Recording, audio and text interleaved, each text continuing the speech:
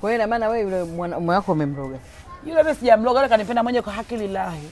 Haujamroga? Yaani mimi naloga vijana umesisikia. Ina kama kina baba Ima ndio ya kulogwa hiyo.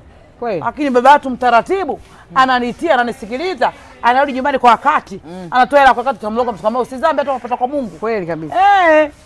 Wewe hujamloga leo, ukimloga.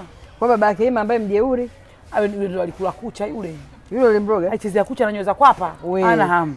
Alikuwa anafanya anakula. Kwanza hapo da bwana alinikimbia hata kuniaga na hapo umemroga. Akakimbia. Yaani baada nilipomchoka ngampeperusha aondoke nyumbani kwa kapumzike mbele huko. Kwa nini? Wewe.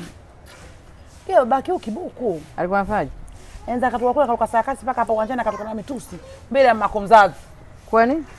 Basi tu mmegombana gombana mshirikiza mama mzazi. Inahusu ge?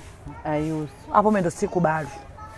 Ila siku moja naye alipigwa, nilicheka alipopigwa dadani na unajua sisi hapa kwetu, yani hapa kwetu tunaishi kifamily. Kwa hiyo mimi napomleta Manzi natambulisha kwenye familia yangu.